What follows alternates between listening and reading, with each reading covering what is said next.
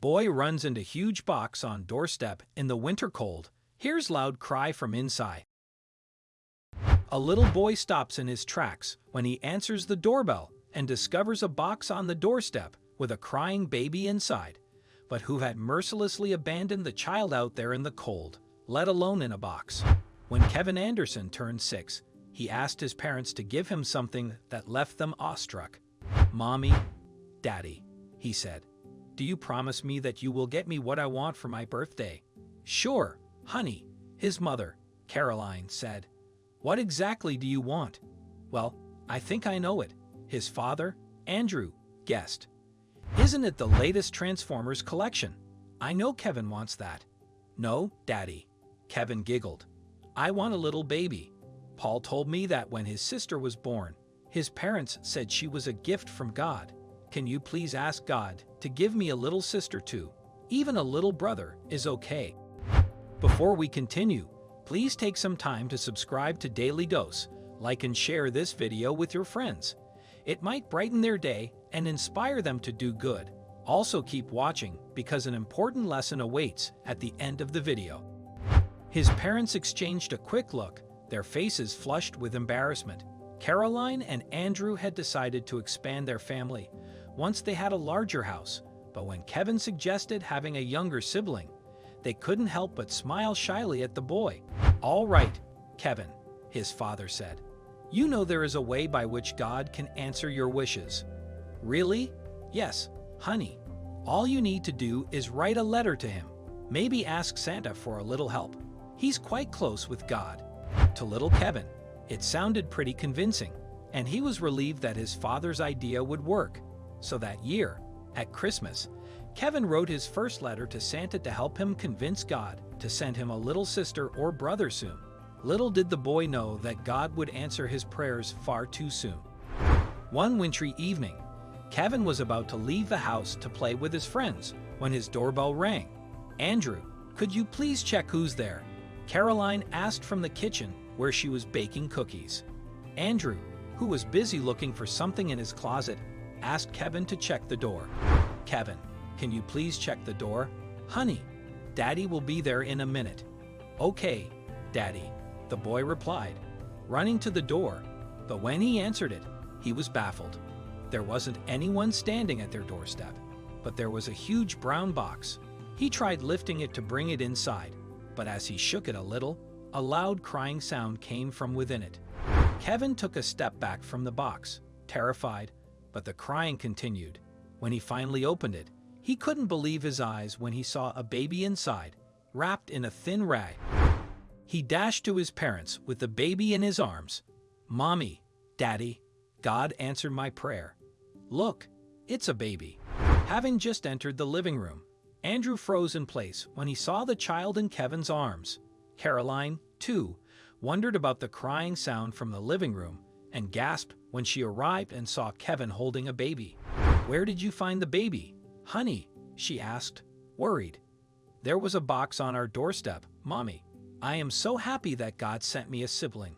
"Yay!" Andrew took the baby from Kevin and rushed to the door where the box was lying.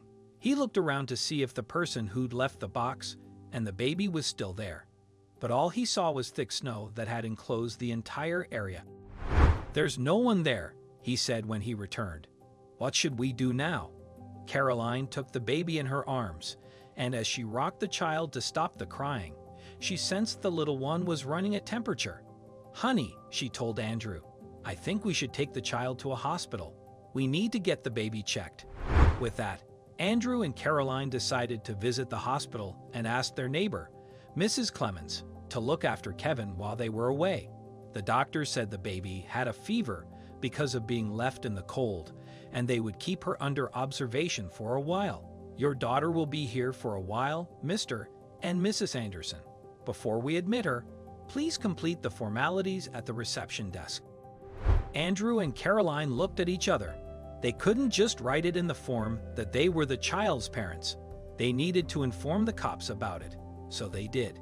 The CPS and police were informed, and it was decided that after the baby girl was discharged, she would be placed in the hospital's orphanage while the cops searched for her parents. Back at home, Andrew and Caroline had to lie to Kevin that the baby was sick and would be hospitalized for a long time. However, after nearly a month passed with no news of anyone showing up as the baby's parents, she was officially admitted to the orphanage, and it was at that point that Andrew and Caroline considered adopting her. They decided to embrace her and raise her as her own and thought that Kevin would love to have her as a younger sibling, so they filed for her adoption. And 2 months later, when it was finalized and the baby came home, Andrew and Caroline felt like their family was finally complete. But everything changed one fateful afternoon when a woman appeared on Andrew and Caroline's doorstep, claiming to be the baby's biological mother. 1 year later, "Hi there, lady, my name is Laura, and the baby you're holding in your arms is my daughter. I shouldn't have left her in that stupid box. Give her back," the woman said rudely as Caroline answered the door. Her demeanor was stiff and stern, and her tone was anything but sweet. Caroline was taken aback by her sight, to say the least. "What? What did you just say? Your daughter?" A fit of sudden anger gripped Caroline. "She's mine, and I'm not going to give her to you. We officially adopted her a year ago, and you have no legal right to her." Laura smirked. "We'll see about that in court, lady. Here," she said, handing Caroline a document. "I filed for custody of my daughter, and I'll get her back at any cost. After all, I am the biological mother," she said before walking away. That night, Caroline and Andrew were very worried. The first court hearing was a week later, and they had no idea what would happen. What if they lost? What if their daughter was taken away? They knew the chances of that happening were minimal, but they were scared. Thankfully, after hearing from both parties, the judge ruled in Andrew and Caroline's favor. Laura's parental rights were terminated because she abandoned her child a year ago and never bothered to look after her, and if she wanted them restored, she would have to adhere to a specific time frame, as described by the law, and provide additional proof that she could care for her child better than her adoptive parents. Laura knew she couldn't do that. She lived in a small house and had very little money. After her husband had died, she decided to abandon the baby on the Andersons' doorstep and focus on her new boyfriend. However, when she discovered that her late husband had left all of his money to their daughter rather than her, she left her boyfriend so that she wouldn't have to share all of the money and decided to take her daughter back. But it was too late. She was merely a waitress at a pub, and her living conditions would never persuade the court that she was capable of caring for her child. So, in the end, Andrew and Caroline won the case, and years later, they also bought a new house and welcomed another beautiful baby girl. Kevin was overjoyed when he found out he had another younger sister. What can we learn from this story? Love is what makes a family, and not necessarily biology. Andrew and Caroline adopted Laura's child and raised her as their own. Greed will lead you nowhere.